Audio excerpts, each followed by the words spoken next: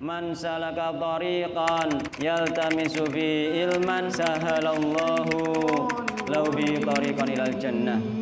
Barang siapa menempuh jalan, di jalan tersebut dia mencari ilmu, Allah mudahkan jalan dia dengan sebab mencari ilmu tersebut jalan menuju surga Allah Subhanahu wa taala.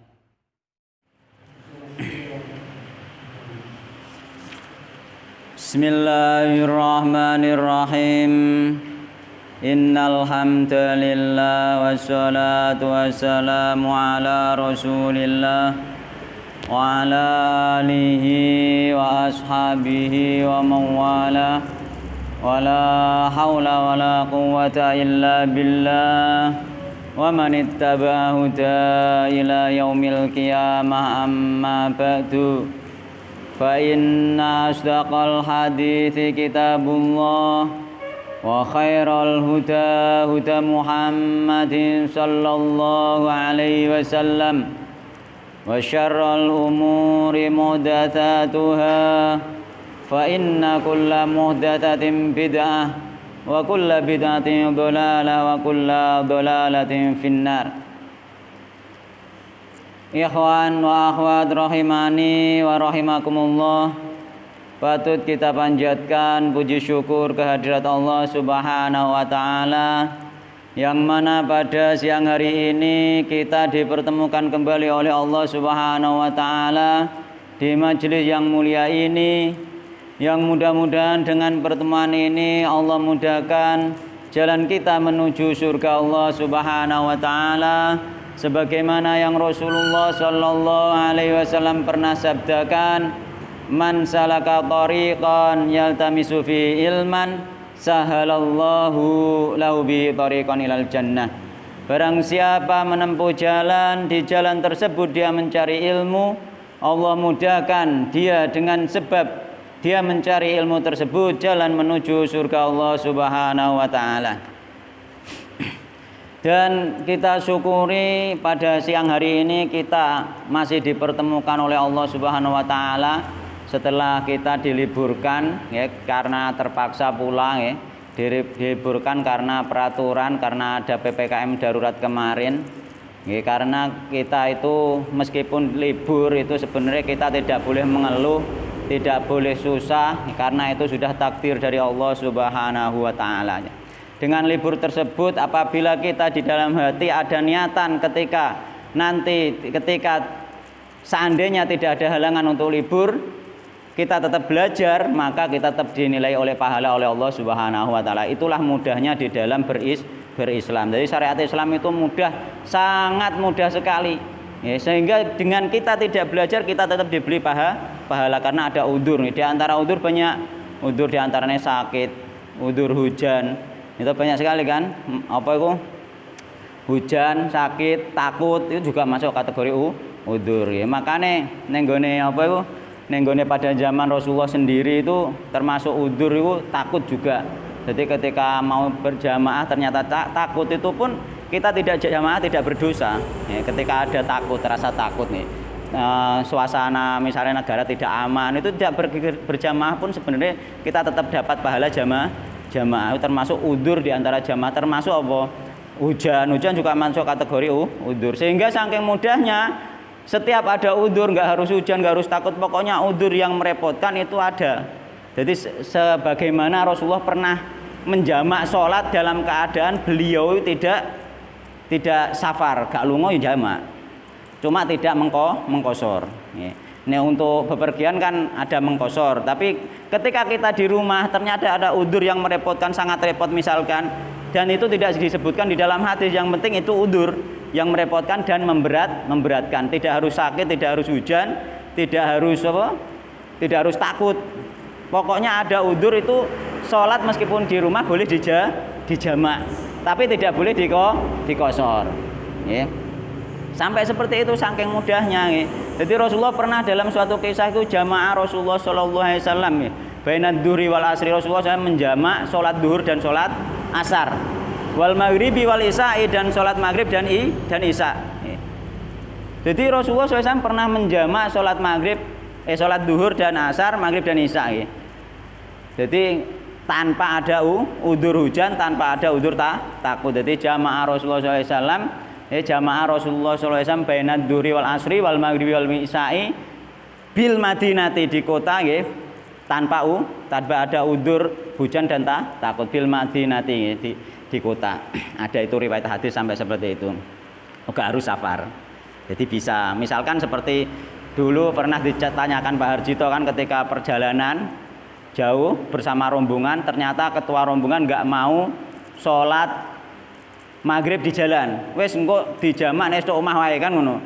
Kan mau nggak mau kita mesti sampai medun dhewe sholat maghrib kan mboten. Mesti melok jamaah rombongan sampai ke rumah. Akhirnya di rumah kita tetap harus menjamak maghrib dan isya. Tapi nggak boleh dikosor ya. Yeah.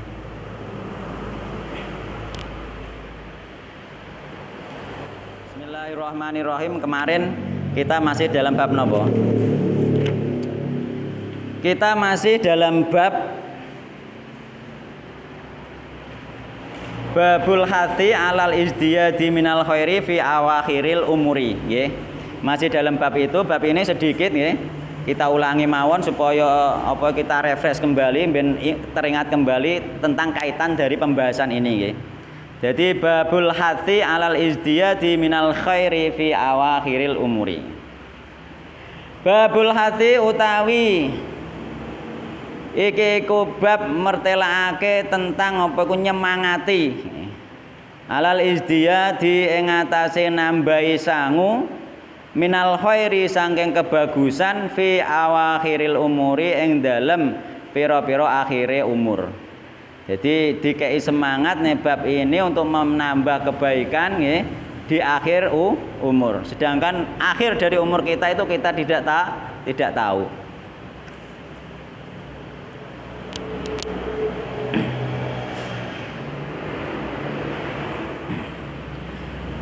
Ya ini penjelasannya nanti di bawah ini gitu. Jadi akhir fi akhiril umuri maksudnya bagaimana sebenarnya itu ada di bawah ini nanti, dan itu nanti secara komplit nantinya sebenarnya kita itu harus waspada mulai dari balik sampai ketika kita usia senja. Intinya di situ sebenarnya. Nggak harus ngenteni usia misalnya yang kene 60 tahun atau 40 tahun. Qala Allah Ta'ala, qala ngendika sinten Allah Ta'ala, awalam nu'ammirkum a'udzubillahi minasyaitonir rajim, awalam nu'ammirkum ma yatadzakkaru fi man tadzakkara wa ja'akumun nadhir. Awalam nu'ammirkum apa ta ora paring umur ingsun kumeng sira kabeh ma ing mangsa ing masa nggih. Yatadzakkaru nggih. Kang apa ku mikir-mikir apa kang ngalap pitutur nggih. Fihi ing dalem mangsa sing diparingna Allah umur iku mau man sapa man wong tadzakkara kang ngalapi tutur sapa man wajah alan teka kumeng sira kabeh sinten annadhiru pemberi peringatan. Ya apa to ora take umur sing sekirane umur sing wis tak kekno mau iku kena dienggo mikir-mikir, wis cukup dienggo mikir-mikir tentang kekuasaane Allah sehingga kita mengenal Allah Subhanahu wa taala. Jadi ketika nanti orang yang meninggal misalkan usia 11 tahun berarti oleh Allah sebenarnya sudah cukup. Usia sampai situ sebenarnya sudah cukup menurut Allah bahwa dia untuk berpikir. Karena apa? Awal dari dibebani syariat itu balik. Ya, misalnya umur 15 meninggal berarti Allah sudah memandang bahwa umur 15 itu sudah cukup untuk dia berpikir sebenarnya. Nah, karena orang-orang itu nggak harus menunggu umur panjang sebenarnya, hanya karena menuruti nafsu mawon. Sehingga sebenarnya mereka itu sudah tahu kebenaran, sudah menyadari bahwa ini benar ini salah, tapi karena kalah dengan hawa nafsu. Sebenarnya hanya seperti itu. Sebenarnya orang-orang yang meninggal di usia-usia baik muda asal sudah lewat balik itu sebenarnya mereka sudah diberi akal oleh Allah untuk berpikir. Nek wis balik itu wis diberi akal oleh Allah untuk berpikir, sudah cukup masa itu untuk dia memikirkan kekuasaan Allah Subhanahu wa taala. Apalagi sing wis tok swidak tahun. Jadi udur paling pol itu sampai 60 tahun. Umume itu secara sunatullah itu tiang-tiang wis karuan sampai 60 tahun itu harusnya dia lebih waspada dan lebih hati-hati. Meskipun sebenarnya kesimpulan dari bab ini mulai sejak setelah balik itu sudah harus hati-hati.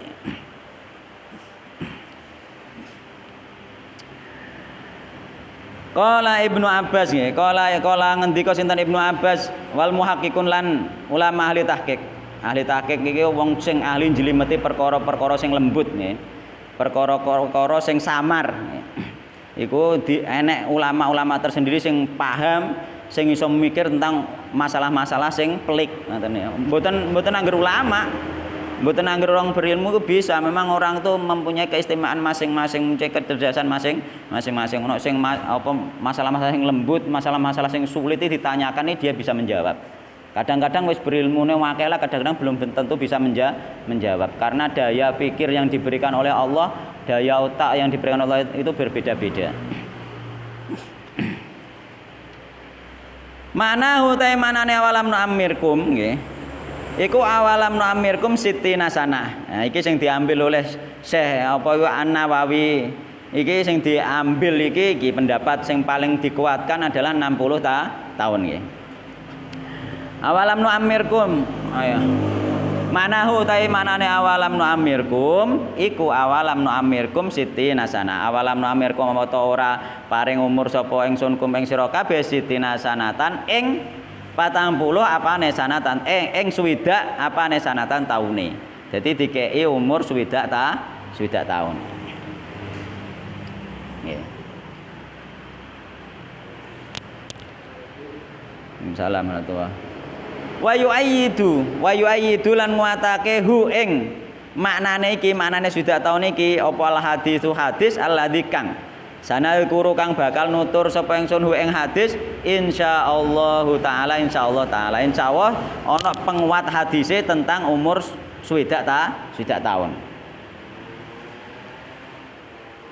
Wakila lan den ngendikake makna utahe maknane awalam nu'ammirkum iku tsamania asyarata 18 apane sanatan taune. Nek sing ngarani ulama ngarani maksude 18 tahun nggih 60 tahun nek sing ngarani 18 tahun wakil lan den ngendikake arba'ina 40 apane sanatan taune nek sing ngarani 40 tahun. Qala hu ngendika sinten Al Hasanu Imam Hasan wal Kalbi Imam Kalbi wa Masrukun qala hu ngendika hu ing pendapat 40 tahun nggih.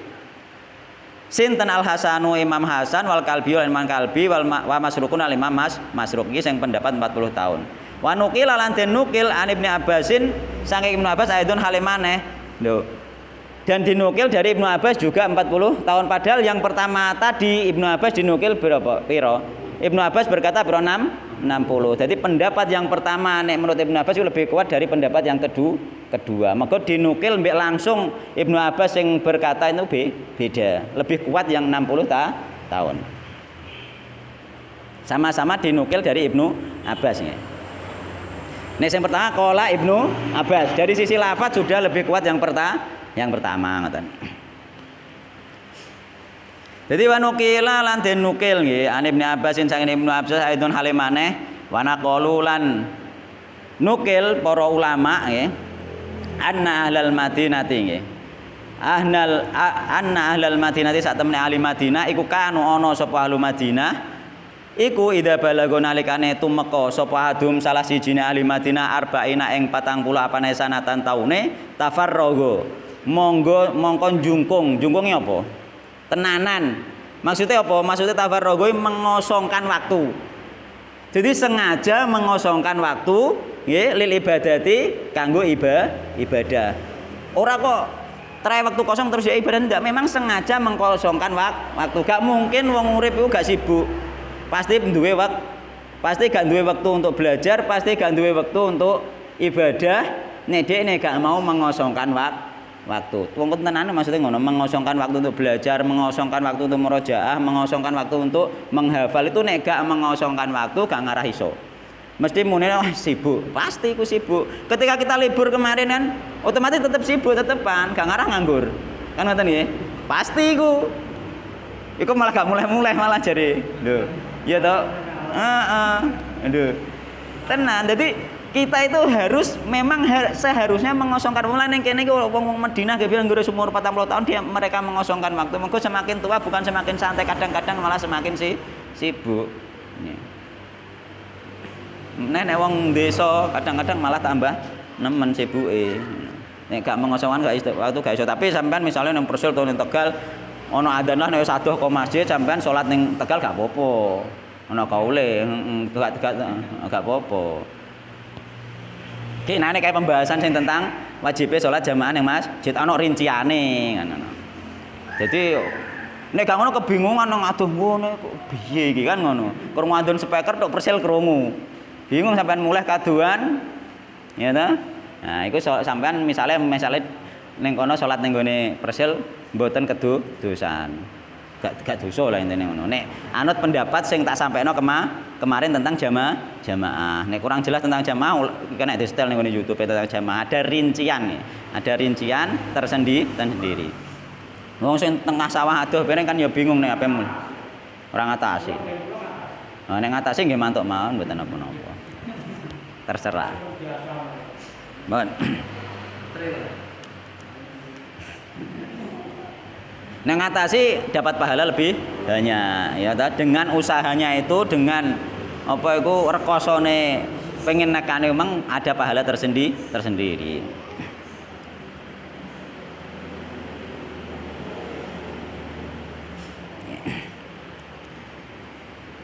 Jadi tafarrogo nggih, tafarrogo mongko nggih njungkung mongko apa mang ngosongno wektu nggih. Ngosongno wektu, meluangkan waktu cara saiki. Wis pokoke eling-eling pokoke nek gak meluangkan waktu ibadah iku mesti kalah karo kesibukan kerja itu pasti. Wakil lan jeneng ngendikake buah utawi maknane awalam namirkum iku al-bulughu balik dan dikatakan juga oleh para ulama bahwa maksudnya balik sehingga kesimpulannya sebenarnya semua pendapat ini benar bahwasanya karena kita itu meninggal itu berbeda-beda, ada yang meninggal muda, ada yang meninggal sampai tua ya, sehingga ketika meninggal muda misalnya setelah balik jangka 1 tahun 2 tahun meninggal berarti masa dari kecil sampai balik itu menurut Allah sudah cukup untuk dia berpikir kan nonton. Misalnya sampai 18 tahun kok umur 20 tahun meninggal sesuai pendapat sing 18 nggih. Berarti Allah ngekei waktu sampean sing meninggal umur 20 tahun misalnya berarti selama sampai 18 tahun itu menurut Allah sudah layak dia untuk berpikir, sudah cukup untuk dia berpikir. Sebenarnya dia sudah sadar bahwa dia harus menyembah Allah, dia sudah sadar dia harus beribadah kepada Allah, tapi dia kalah dengan hawa nafsu. Seandainya pun ada orang yang meninggal misalnya umur 40 ke atas, ya, misalnya 40 tahun berarti Allah sudah menilai bahwa umur sampai 40 itu sudah cukup bagi dia untuk berpikir. Seandainya nanti ada yang lebih dari 60, berarti umur sampai 60 itu sudah cukup bagi dia menurut Allah untuk berpikir. Jadi uga ngenteni sing mati nom ora kok terus leha-leha mboten. Mergo apa wis dimulai dari balik ngoten lho. Cuma ketika sudah 60 tahun itu kan kemungkinan besar ya penang meninggal kan ngoten cumae. Cuma kan ngonten, jadi harus lebih waspada dan harus lebih hati-hati. Ngoten lho, dadi ora kok wah isen nom mboten ngoten. Maka batasannya mulai dari balik. Diusahakan ketika anak sudah balik itu dia harus juga meluangkan waktu untuk ibadah, meluangkan waktu untuk belajar. Kita pun seperti itu. Kayak aku wis mencapai 40 ya, berarti umurku sampai 40 itu sudah layak untuk berpikir, sudah cukup menurut Allah aku untuk berpikir untuk kembali kepada Allah Subhanahu wa taala. Seandainya isih mblarah itu berarti karena hawa nafsu saja. Gak mungkin Allah kayak batasan-batasan ini, gak mungkin orang gak tersadarkan. Sebenarnya orang sadar cuma kalah dengan hawa nafsu. Cobalah wong-wong nyatane sing mblarah-mblarah iku ngene iki jane ya pengen kok melok budal masjid ngono iku jute ngono kok. Berarti sudah cukup kan dia untuk berpikir. Cuma dia kena apa dia gak budal masjid mengko kalah ambek hawa nafsu. Wis lek sampean ngancani wong sing gak salat, wong ning pasar-pasar sing sebagian gak salat ning pasar ya ono sing rajin salat ya maksude. Terus ono wong sing senengane cangkruan yo gak salat kuwi. Sampean nawori, mesti mereka menghormati orang yang salat. Mergo mereka merasa jane ngene iki yo pengen. Kula sering kok ngonconi wong ngono iku. Yo pengen jane. Nah, berarti kan masanya dia diberi umur itu oleh Allah sebenarnya sudah cukup untuk berpikir, kalah dengan hawa nafsu. Nah, sehingga dengan pelajaran-pelajaran itu kita jangan sampai kalah dengan hawa nafsu. Kok yang ngaji ini ya meluangkan waktu sama saja. Aku ya meluangkan waktu, orang meluangkan waktu ya aku di kesibukan liyane. Doae. Nek bengi saya rada luwung, maka kesibukan kerja biasanya rino. Bengi pun ya ngono lah, kadang-kadang ya enak santai ning omah kan ya. Nek gak meluangkan waktu sama saja. Ya, jadi intinya itu bukan berarti dibatasi nunggu 40 tahun atau nunggu 60 tahun, sebenarnya dibatasi mulai balik. Cuma memang ayat ini semakna dengan hadis 60 tahun. Karena apa? 60 tahun itu sudah genting, sudah benar-benar bisa dipastikan dia lebih cepat meninggal daripada yang muda secara sunatullah nggih. Enggak nyalai takdir ya, secara sunatullah. Meskipun ada yang meninggal muda, tapi nek tuwa iku wis tanda kan.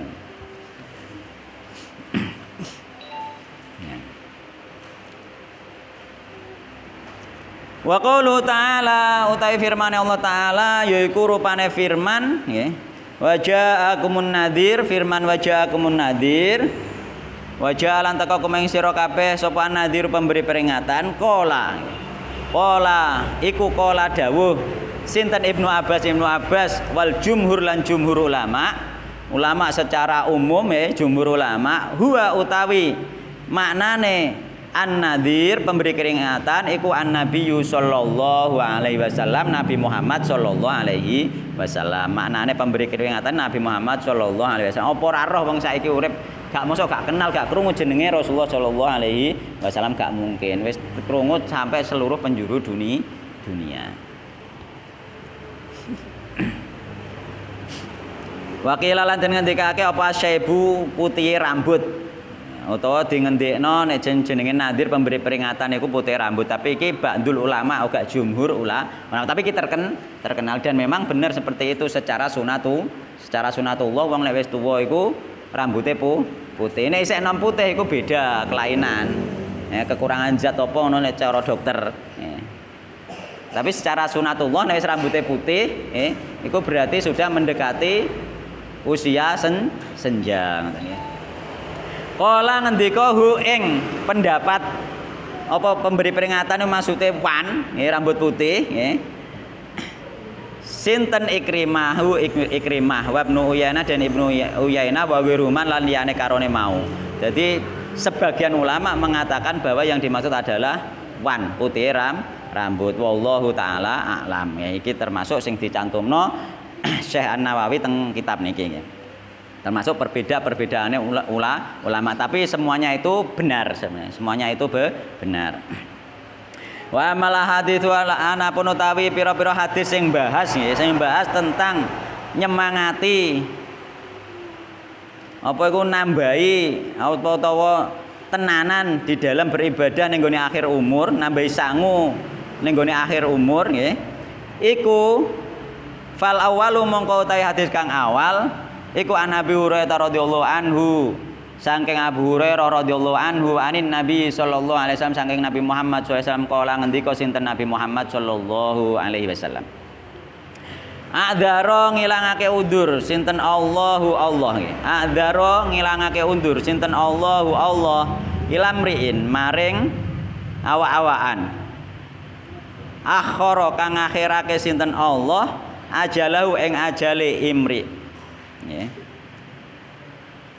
Hatta balago hingga tumeka sapa imrik mau sitina ing suwida apane sanatan taune rawahul Bukhari. Lah iki sing nguwatno pendapat 60 tahun karena 60 tahun itu sudah diketahui sudah jelas bahwa orang yang 60 tahun itu sudah dekat ajal. Itu sudah diketahui sudah jelas secara sunatullah. Jadi sing nguwatno pendapat pertama 60 tahun niki hadis niki riwayat Imam Bukhari. Jadi riwayatnya memang kuat. Kala ngendika sinten ulama para ulama manahu utahe maknane a'dzara nggih. A'dzara iku lam yatruk nggih, ora ninggal sinten Allah lahu maring imri apa udur. Kleru. Manahu ta maknane a'dzara iku lam yatruk ora ninggal sinten Allah lahu maring imri udron ing udur. Id amhalaha nggih. Nalikane ngakhirake sinten Allah id amhalahu nalikane ngakhirake sinten Allah hu ing imri hadil muddata ing dalem iki mangsa. Jadi Allah gak ngekei alasan gak ngekei udur ketika Allah wis ngakhirno umure sampai 60 tahun. Yuqalu den ucapake adaro ngilangake undur sapa rajulun lanang idza balago nalikane tumeka sinten rajul alghayata ing katok fil udri ing dalem udur. Jadi udure seorang laki-laki hilang ketika udur itu sudah mencapai puncak.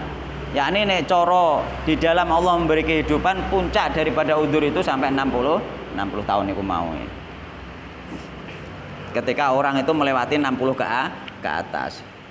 Ketika hanya melewati balik keterangannya ya mau, berarti setelah melewati balik kok ternyata meninggal setelah balik, misalnya jeda 1 tahun atau 2 tahun, berarti waktu itulah waktu udurnya dia itu sudah hilang karena dia sudah balik, wis keteratapan dosa cara mono. Mergo wis dhek wis mukalaf nggih, wis mukalaf. Wis kena beban syariat. Cuma sing nemen ya sing wis 60 tahun iki mau. Jadi pendapatnya dari paling bawah sampai paling tinggi.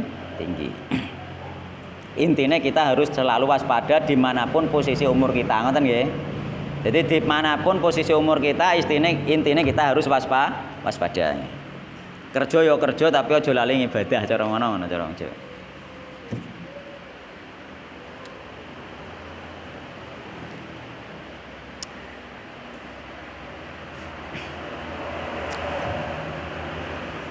Atsani utawi hadis kang nomor loro ning gone bab masalah iki An Ibnu Abbas radhiyallahu anhu mas den dikatakan Ibnu Abbas radhiyallahu anhu qala. Iki kemarin juga sudah dibaca iki nggih. Sampai hadis ini mungkin kemarin terakhir nggih. Kana ono sinten Umar radhiyallahu anhu. Iku ya yudakhiluni nggih. Iku yudakhilu nglebokake sinten Umar ni ing ingsun. Ma'asyakhi Badrin sertane piro-piro wong tuane ahli Badar, ahli perang Badar. Fa kana ba'dhum mongko sak temene kaya-kaya sebagiane Asyah Badar mau, ahli Badar mau. Iku wajada nemu sapa ba'dhum sebagiane Asyah Badar fi nafsi ing dalem jiwane Asyah Badar, kayake ngrundel.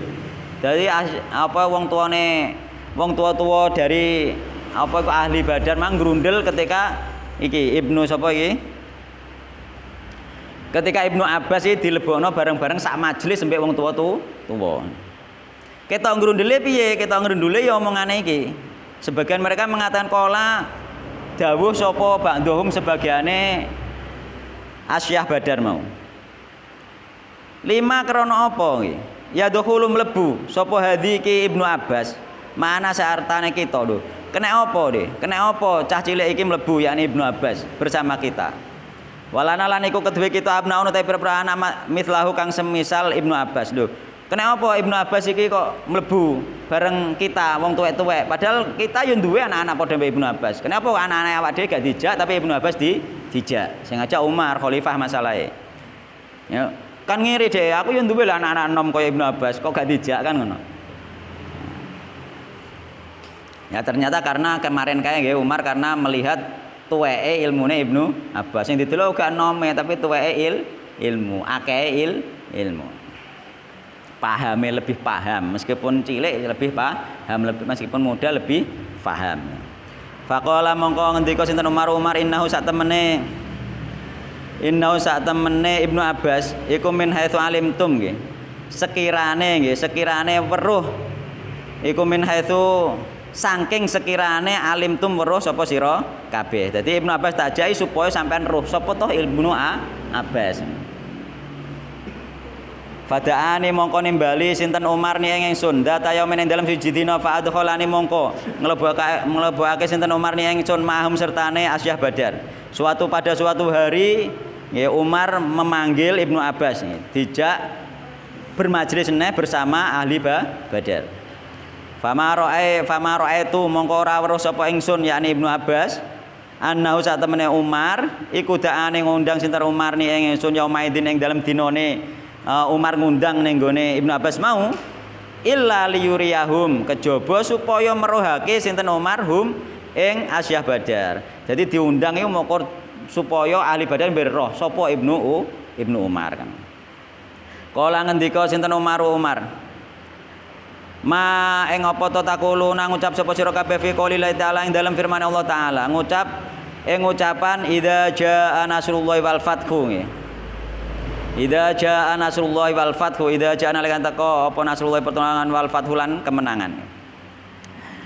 Kok faqala mongko ngendika sinten ba'dhum sebagian Asyah Badar, sebagian Asyah Badar iku jawab Umirna den perintah kita nahmadu nggih. Muji kita Allah ing Allah wa nastaghfiru lan nyuwun ngapura si kita hu ing Allah. Idza nasara nalikane nulung sinten Allah nak ing kita. Jadi wa fatahalan paring kemenangan sinten Allah alaina ing atase kita. Jadi kita disuruh memuji Allah, kita disuruh beristighfar kepada Allah ketika Allah menolong kita, ketika Allah memberi kemenangan kepada kita. Iku ya sudah jelas gampangane wong sing gak ahli mikir lah ya wis paham ngono. Maksudnya iku makna sing tersurat kan. Nek makna tersurat siapapun boleh memahami, memang pemahamannya seperti itu. Ya sing jadi masalah kadang jadi perbedaan, kadang jadi perdebatan ini makna sing tersirat. Nek tersurat iki sama saja, mulai bocah cilik sing wis iso maca sing roh artine wis tahu mana yang tersurat ngoten. Jadi cara mono Umar, cara kasane saiki munggo cara diomongno Umar ora ngono maksudku nek ngono ae cah cilik roh kan ngono kan. Cara mana ngono. Ora usah tak takokno kowe ngono wae ngono cara mono. Cah cilik sing wis tau ngaji ya roh ngono. Jadi engko ono memang di dalam Al-Qur'an ada makna yang tersurat dan makna yang tersirat. Dan makna yang tersirat inilah yang kadang-kadang ketika disalahpahami menjadi suatu golongan suatu kelompok kadang-kadang. Itu hanya gara-gara makna yang tersirat. Mereka salah memahami. Karena makna yang tersirat pun itu harus dikaitkan dengan hadis-hadis atau Al-Qur'an yang sahih yang lainnya. Harus dikaitkan meskipun tersirat, harus ada penguat dikaitkan. Ora kok angger sing penting dipikir dene mboten enten kaitane mungkin dengan ayat-ayat atau dengan hadis-hadis sahih yang lain itu harus ada kaitannya nek dengan makna tersirat iku. Nggih. Ora kok angger sing penting metu nok pikiran terus iku ora engko nganggo akal. Jadi malah kualik-walik meneh mungkin. Meskipun nganggo akal mencari makna tersirat itu nanti harus ada penguat dari ayat atau hadis-hadis sahih yang lain atau qaulnya para ulama yang memang sudah ahli di bidang itu ngoten.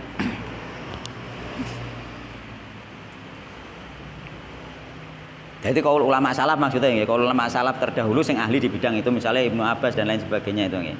Ulama salaf tiga generasi awal nggih. Khairun nas qarni tsummal ladzina yalunahum tsummal ladzina yalunahum. Jadi 3 generasi pertama itu masih pendapat mereka masih bisa dipertimbangkan ngoten ya.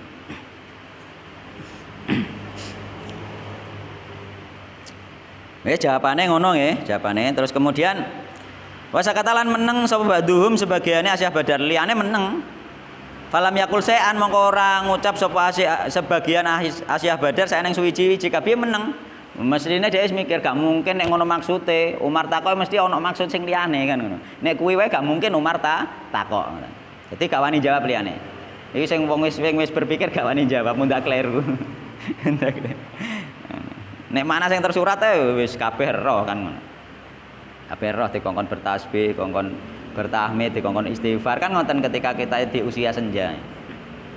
Memperbanyak itu. Faqala mongko ngendika sinten Umar li maring ingsun Ibnu Abbas. Akadzalika apa ta mengkono-mengkono iku kaya ucapane sebagian Asyah Badar mau takulu ngucap sira ya bana Abbas ya Ibnu Abbas. Apa kowe yang ngono sing mbok jawabanem ngono? Pendapatem apa yang ngono? Fakultu mongko ngucap sapa ingsun la mboten. Ora. Kala ngendika sinten Umar. Fama ing apa to takulu ngucap sira? Fama ing apa to takulu ngucap sira? Fama ing apa to takulu ngucap sira? Kultu matur sapa ingsun Ibnu Abbas. Huwa utai tafsirane iku ajalu Rasulillah sallallahu alaihi wasallam ajale menjelang ajale Rasulullah sallallahu alaihi wasallam. Alama paring pirsa sinten Allah hu ing ajalu Rasulullah mau lahu maring Rasulullah. Kala ngendika sinten Allah Subhanahu wa taala idza jaa nasrullahi wal fathu nggih. Wa dzalika utai mengkono-mengkono idza jaa nasrul fathu iku mau iku alamatun nggih. Dadi tetenger tandha iku alamatu ajalika ngono. Iku alamatu ajalika dadi tandane ajal sira. Dadi ayat turun ayat iki termasuk ajali Rasulullah sallallahu alaihi wasallam. Fasabih mongko tasbih sira bihamdi. Ya wis tandha ajale terus dikongkon bertasbih. Ya bener memang tafsiran memang artinya bertasbih, bertahmid itu memang wis bener. Cuma iku makna tersirate bahwa itu tanda bahwa Rasulullah akan wafat. Fasabi mongko bertasbih sira bihamdi rabbika lan muji pira wastaghfir lan nyuwun ngapura sira hu ing Allah innahu satemene Allah iku kana ana sinten Allah iku tawaban zat kang akeh nrimo tobaté. Faqala mongko ngendika sinten Umar radhiyallahu anhu ma'alamu ora weruh sapa ingsun minha saking apa iku tafsiran utawa makna tersirate idza jaa iku illama kejaba perkara illama takula kejaba perkara takula kang ngucap sira illama kejaba apa pendapat mong tafsiran takula kan ngucap sapa sira Ibnu Abbas nggih rawahul Bukhari. Kemarin pembahasannya sampai niki. Dadi nanti kita memang harus hati-hati nggih di dalam makna tersirat nggih. Meskipun kelihatan benar kadang-kadang itu ada ulama atau ada tokoh itu yang berpendapat dengan makna tersirat itu kadang-kadang ketika kita tidak teliti itu kadang-kadang menyesatkan nggih. Yang hati-hati seperti itu. Sehingga ketika ada makna-makna tersirat itu kita harus mencari kaitannya, apakah itu ada kaitannya dengan hadis-hadis yang lain atau Al-Qur'an yang lain. Itu penting. Maka gara-gara tafsiran itulah nanti perbedaan pendapat timbul baik tafsiran Al-Qur'an maupun tafsiran hadis. Bahkan kata-katanya ulama atau kitab ulama dhewe kadang-kadang ditafsiri. Maksudnya gak ngono. Dene apa ngene kusungkan ngono kadang-kadang. Padahal ulama sing ditafsiri wis meninggal. Sehingga kata-kata yang jelas di kitab pun kadang diingkari hanya gara-gara ditafsirkan. Wis kata-kata wis jelas ning gone kitabe ulama iku kadang-kadang jek ditafsirno. Maksude iku gak ngono isih ngono. Ya kan. Padahal sing ning kitab wis menjelaskan Al-Qur'an wis ngeduhno maksude ulama tersebut. Tapi isih ditafsiri malih. Lah ini juga kadang-kadang berbahaya.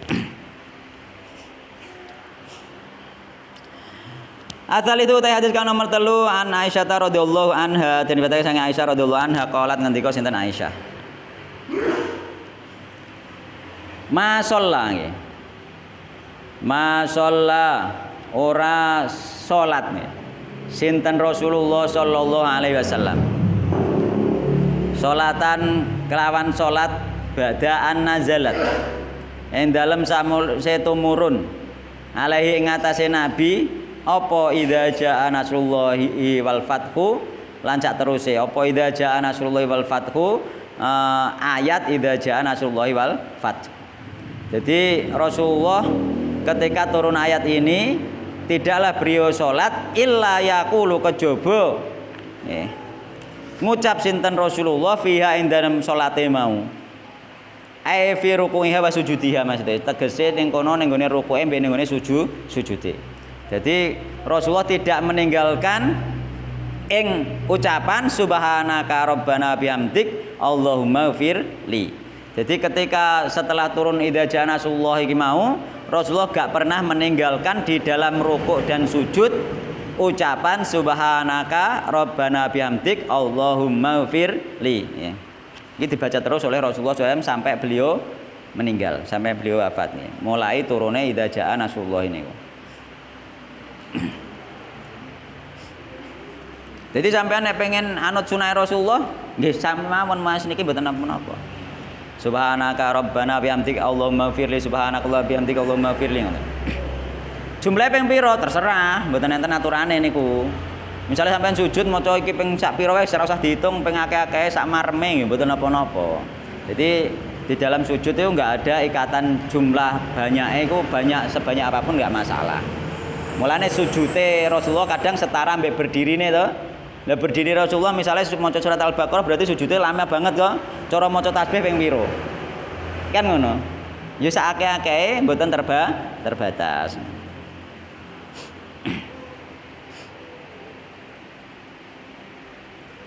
Muttafaqun alaih. Iya ya, sujud awak dhewe iki rata-rata sedilu-sedilu. Tapi nek didelok sejarah Rasulullah sujud itu imbang mbek berdiri. Umpama kaceo saide. Nek kita ora ana separone berdiri insyaallah ora ono. Nek dhewean mungkin bisa nggih dipraktekno, wis sekali tempo dipraktekno lah nek dhewe. Salat sendiri maksudnya nggih. Tapi nek jamaah nggih nek dipraktekno nggih nek dereng umum misalnya nek tempatnya umum misalnya lokasi sesama wis kenal mboten napa-napa misalnya sak barenge kancane mboten napa. Tapi nek isek lokasi umum masyarakat nggih nanti nimbulno fitnah. Ditahan mboten napa. Nek sendiri misalnya di rumah monggo dipraktekno sesekali tempo kok ngamalno ilmu nyocoki sunah Rasul. Misalnya sampean ngadeke 5 menit ya sujud meh 5 menit kan ngoten. Sekali tempo lho kala-kala diamalno ngoten niku. Nggih, salat sunah nggih. Nek ambe wong-wong jamaah nggih ampun. Nggih. Jadi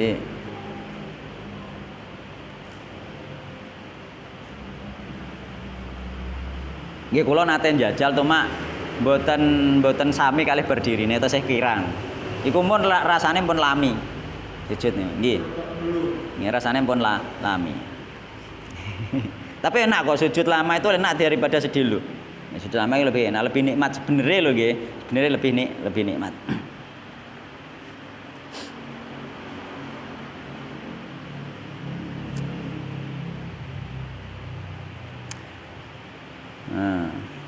Wa fi riwayatin nggih, wa fi riwayatin fi sahihain. Lan iku tetep ing dalem riwayat di dalam sahihain yakni Bukhari Muslim. Anha juga saking Ibunda Aisyah.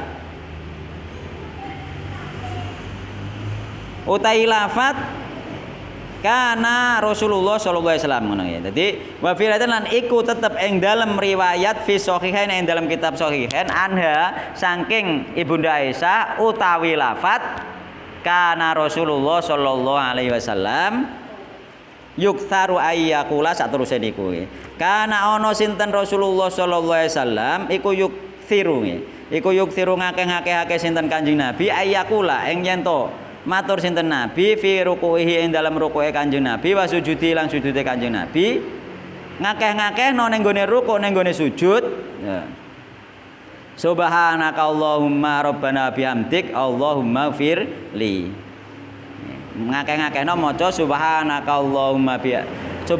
Allahumma rabbana bihamdik Allahumma firli ya ta'awwalu hale nindakake sinten Nabi Al-Qur'ana ing perintahe Al-Qur'an yakni idza jaa nasrullahi wal fathu wa ra'atan nasaduna fi dinil afwaja terus fasabih bihamdi niku nggih fasabih bihamdi wastaghfir nggih nglaksanakno ayat niku.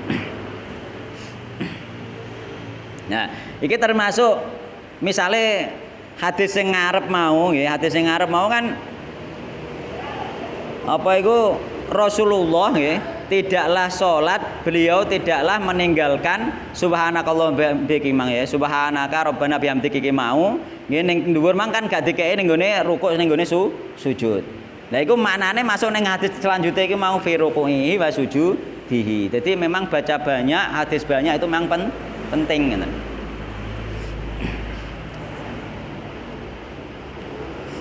Jadi beliau mengamalkan Al-Qur'an fasabih bihamdi rabbika wastaghfir. Nggih. Di rukuk bisa, di sujud bisa. Fi ruku'ihi wa sujudihi. Iki malah rawahu Bukhari Muslim. Di dalam rukuknya Rasulullah, di dalam sujudnya Rasulullah beliau membaca ini. Gitu nggih. Nggih. Nah jenengan wis layak mempraktekkan niki ngoten. Lah nggih. Wis layak mempraktekkan niki. Non?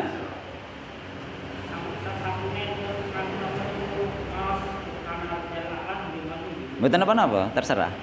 Boleh-boleh saja. Niku kan nggih mboten apa, sami mawon. Nggih mboten apa-apa. Sampeyan akeh-akehno bacaan tasbih akeh sampeyan baca semua sebenarnya nggih mboten apa-apa. Karena pun Rasulullah sujud yang panjang itu setara dengan berdirinya itu pun tidak dirinci apa yang dibaca dalam tasbih tersebut itu. Jadi sifatnya umum ya umum-umum saja, kita baca tasbih sebanyak-banyaknya, tasbih yang mana terserah. Bahkan di dalam sujud juga ada doa-doa kan, doa mana saja terserah. Jadi yo tasbih iki yo tasbih biasa nih, nggak masalah. Wong dicampur doa-doa yang lain pun juga masalah dalam sujud itu, terserah saja. Yang tidak boleh itu baca Al-Quran.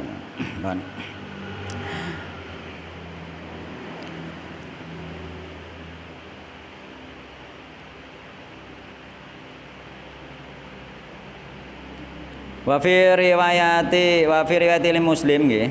Lan iku tetep ing dalem riwayat Imam Muslim utawi lafaz kana Rasulullah sallallahu alaihi wasallam yukthiru ayyaqula qabla ayyamuta subhanaka Allahumma bihamdik astaghfiruka wa atubu ilaik. Pokoknya intinya Rasulullah membaca tasbih, membaca tahmid dan juga beristighfar. Tiga itu intinya. Jadi membaca tasbih, tahmid dan beristighfar. Qalat ngendika sinten Aisyah, qultu matur sapa ingsun Aisyah, ya Rasulullah ma iku apa to?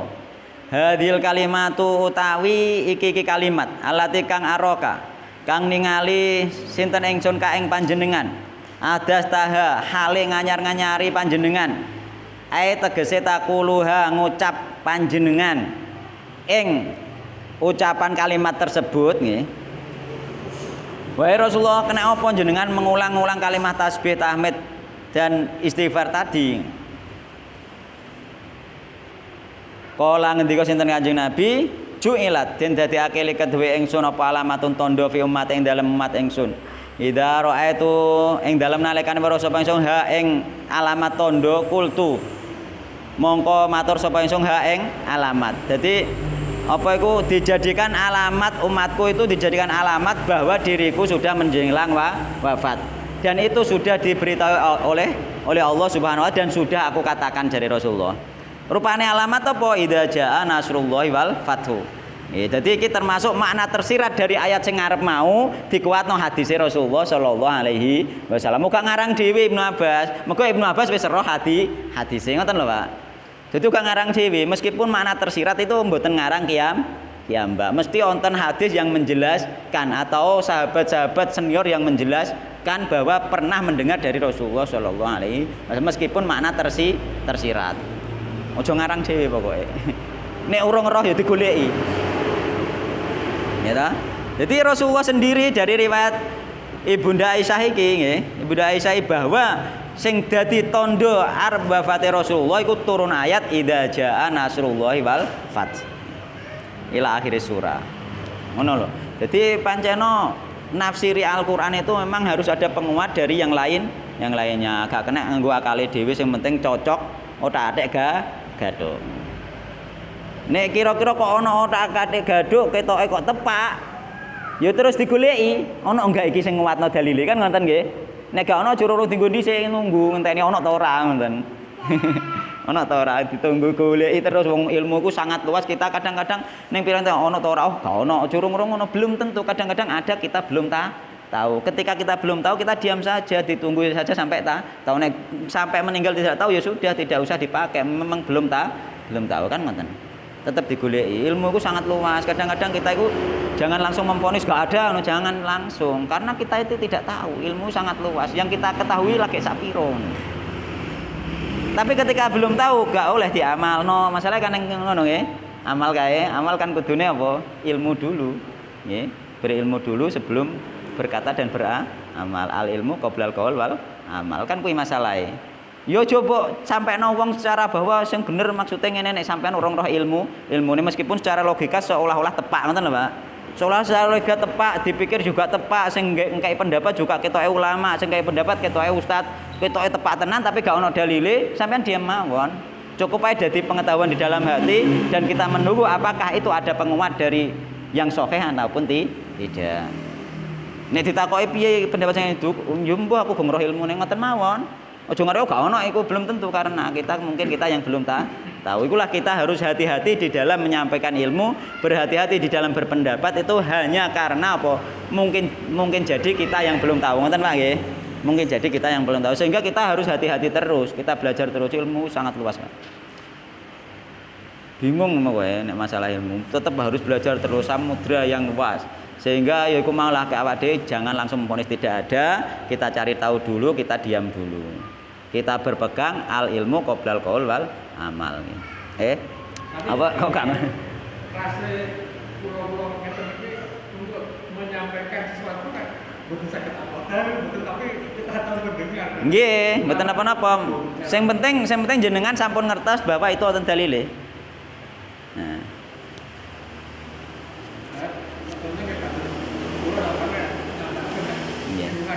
Nggih. Tapi kan belum sakit apa. Nggih, nek masalah nggih mboten hafal, sing penting sampean tahu ngerti bener-bener ada dalilnya. Nggih. Misalnya sampean baca, tahu persis bahwa itu ada dalilnya, tahu persis dalilnya itu sahih misalnya sampean sampaikan mboten napa-napa. Mboten masalah hafale, sing penting sampean bener-bener tahu bahwa itu ada dalilnya. Ngoten lho Pak nggih. Nek langsung ditekan untuk menghafal tidak semua orang bisa menghafal, Pak. Tidak semua orang. Nah, yang penting jenengan tahu nggih. Yang penting jenengan ngerti bahwa itu benar dan ada dalil sahihnya. Itu yang penting pertama. Karena apa? Ketika benar sahih nanti dicarikan ketemu. Nah, ngoten lho. Butuhe kan niku mau, Pak. Ketika sampean gak ngerti, gak pernah tahu ngerti, ternyata dicari benar-benar tidak ada kan tanggung jawabnya berat. Tapi ketika ada secara ilmiah ada, ternyata ada hadisnya, ternyata ada qaul ulamanya, lah itu kan karena sampean wis tahu ngerti. Kula nggih ngoten, mboten semua dalil sebenarnya hafal. Wong sing kula hafal itu dulu-dulu iku pokoknya sing penting ngoten mawon. Jadi satu pembahasan masalah iku mbah satu hanya dua ngono dalil sing penting kula ngertos ngoten mawon. Lanyah lah minimal mboten hafal, lanyah minimal. Tapi untuk dalil-dalil yang lain ya belum tentu hafal. Maka satu masalah itu dalilnya banyak sekali kan ngoten. Ya, yang penting kita tahu satu atau dua menguasai paling tidak meskipun nggak hafal itu sudah lumayan. Yang berikutnya kan ada orang yang sudah tua, sebenarnya sudah nol agama masa tua, dia kepingin. Nah, mau coba tekar betul ketemu kawan dia, takon dia. Nanti lah, itu untuk urusan menyampaikan itu gimana? Kita ulangi kok. Nggih diulangi amalan dulu mawon. Kenapa kok mboten teteh mboten masalah? Nggih mboten saged e. Jadi Al-Fatihah itu nggih selama belum hafal Al-Fatihah boleh disuruh baca yang lain misalnya tasbih bisa. Tapi di samping itu juga dia harus tetap berusaha keras menghafalkan. Meskipun nanti hafalannya itu bacaannya itu kurang benar itu enggak masalah, memang masih dalam tahap belajar. Dan bahkan ketika sudah tua memang benar-benar tidak bisa melafadzkan ya sesuai yang dia bisa melafadzkan itu saja sudah boleh. Karena orang kalau sudah sulit untuk melafadzkan itu oleh Allah diberi pahala sulitnya itu diberi pahala tersendiri. Entah.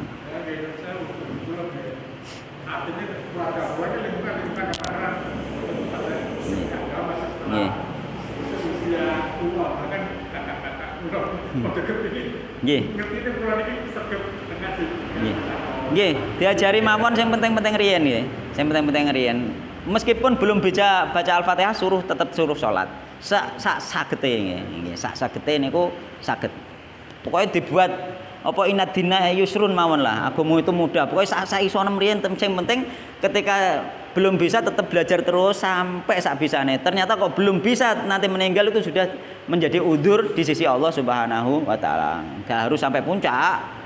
Enggak harus, yang penting di keinginan kuat untuk tetap belajar itu paling penting. Nih yo inadina yusun agama itu mudah, jangan dipersulit. Yo ojo langsung ditekan kudu fasih baca ya belum tentu. Pokoknya yang penting sakit dulu nanti belajar terus sakit-sakit.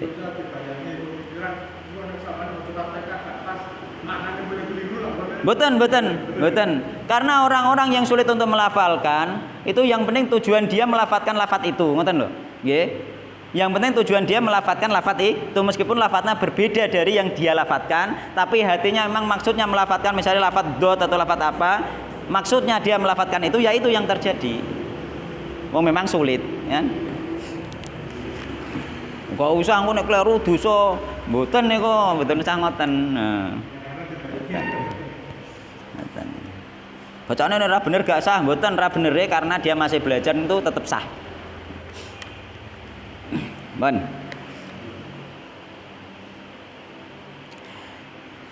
Bon ditutupno niki nggih hadise.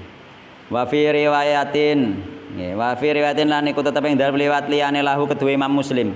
Iki riwayat Imam Muslim malih. Utawi ana lafat kana Rasulullah sallallahu alaihi wasallam. Kana ana sinten Rasulullah sallallahu alaihi wasallam iku yuktiru ngakeh-ngakeh sinten Nabi min qouli subhanallah ya bihamdi astaghfirullah wa atubu ilaih.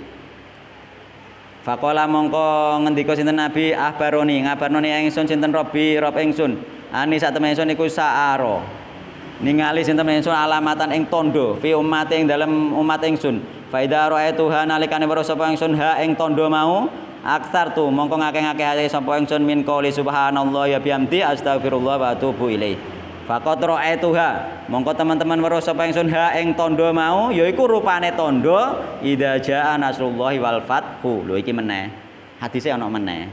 Dadi makna ayat sing ngarep mau dikuatno beberapa hadis, makna tafsir tersirat sing ning ngarep mang dikuatno beberapa hadis. Iki hadis yang dibawakan Imam An-Nawawi. Bahkan mungkin jadi banyak hadis lagi yang kita belum tahu. Karena Rasulullah SAW itu untuk menyampaikan hadis yang semakna itu tidak satu kali dua kali, berkali-kali. Kaya man qala la ilaha illallah mukhlishon fihal qalbuk daulal jannah, itu Rasulullah mengatakannya itu berkali-kali, banyak kali, sehingga sampai sahabat itu apa gak menyampaikan wedi. Apa gak menyampaikan wedi, apa menyampaikan dengan segera takut wong iku salah paham. Nggih, apa gak disampaikan takut, sehingga di akhir-akhir masa hidup para sahabat itu menyampaikan hadis-hadis itu. Hadis-hadis man qala la ilaha illallah dakhulal jannah dan yang semisalnya itu di akhir-akhir hidup para sahabat lagi pada menyampaikan. Mergo apa nek dihindari kuwatire wong wis penting wis la ilaha illallah kan engle-engle ngoten. Ya.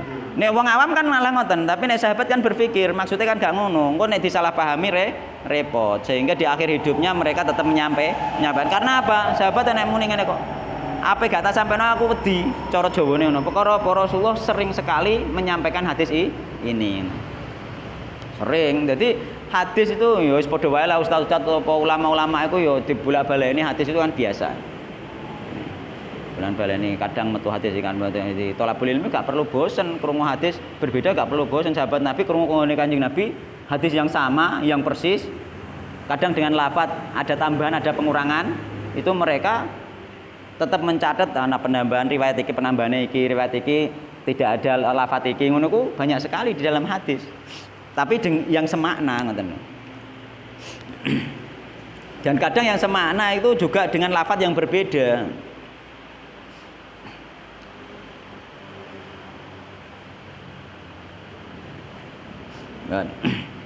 Ini fasabi idza jaa nasrullahi wal fath. Yakni fathu Makkah, yakni fathu Makkah. Penaklukan kota Makkah. Wa ra'aita lan weruh sapa sira anasa ing menungso yadkhuluna. Hale mlebu kabeh sapa para manungsa fi dinillah ing dalem agamane Allah wajan hale berbondong-bondong. Jadi sampean nek wis terjadi penaklukan kota Mekah terus wong-wong para manungsa berbondong-bondong masuk Islam, ikulah termasuk tanda ajale Rasulullah, ajale sampean cara Allah ning Rasulullah ngono. Ajal. Wasabi bi amdi rabbika wastaghfirhu innahu kana tawwaba. Ar-Rabi utawi hadis kang nomor 4 Anas radhiyallahu anhu qala innallaha azza wa jalla tabaiku nule-nuleni ngetut-ngetuti ngetut bureni, yakni bernuli-nuli. Jadi susul menyusul tabaa iku. Jadi tabaa susul menyusul ngono ya. Innallaha azza wa jalla Allah wa jalla iku tabaa susul menyusul nule-nuleni sinten Allah al-wahya ing wahyu ala Rasulillah sallallahu alaihi wasallam ngatasi Rasulullah sallallahu alaihi wasallam qabla wafatihi ing dalam sadurunge wafate Rasulullah sallallahu alaihi wasallam. Iku qabla toh lafat liyane Kang ning ngene. Qabla nggih. Nggih ning ngene lafat liyane mboten qabla. Dadi enek apa iku Kubaila. Ya Kubaila iku maksude nek qabla kan sadurunge wafate Nabi, nek Kubaila sadurunge perke wafate Nabi. Lebih dekat meneh ngoten maksudnya. Jadi wis menjelang wafatnya. Sami mawon. Maksudnya nggih menjelang wafatnya niku mau.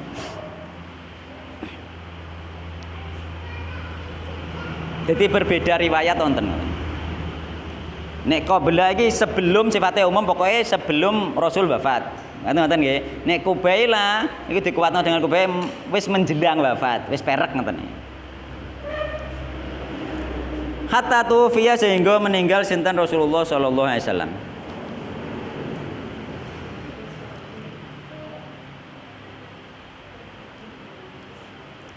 Aksara makanal wahyu, aksara makana nggih.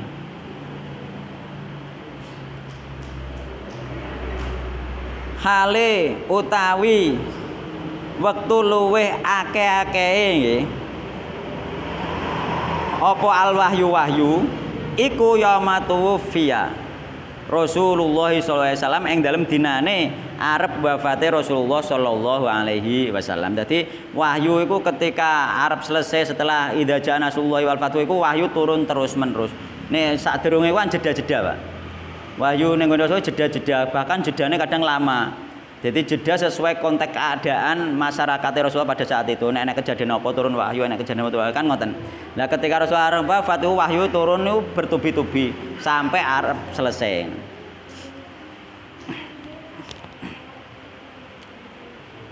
Muttafaqun alaih. Maka wis wektune karek saithik dibarno mesisan. Dibarno. Al-khamisu tawi kang nomor 5 An Jabirin radhiyallahu anhu qala Rasulullah sallallahu alaihi wasallam yub'atsu den tangeake sinten kulo abdin saben-saben kawula alama ing atase perkara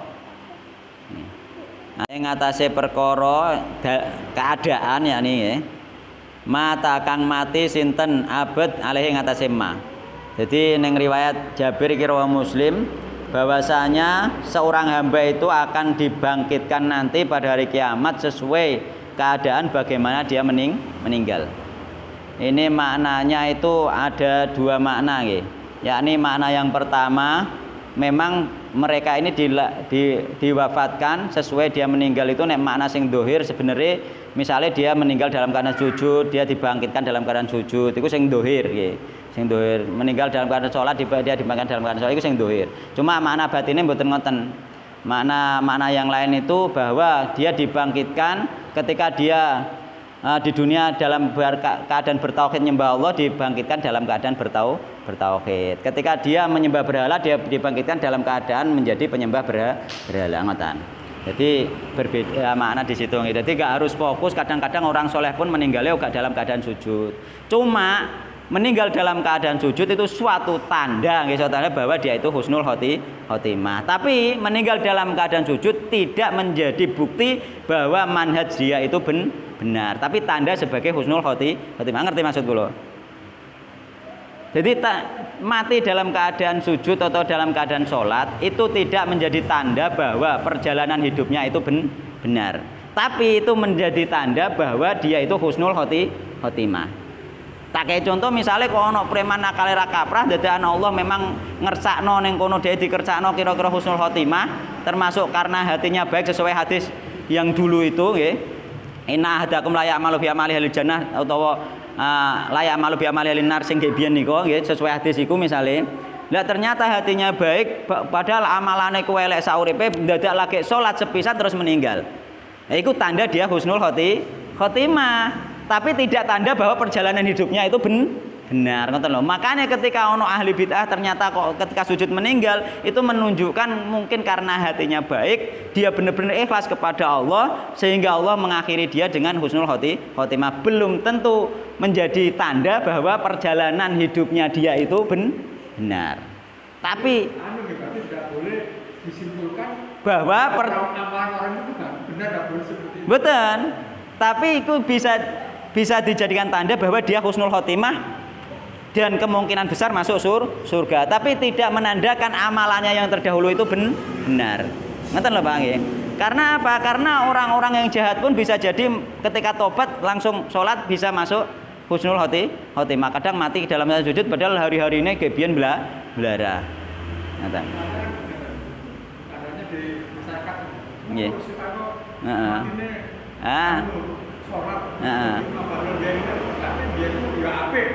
Nggih.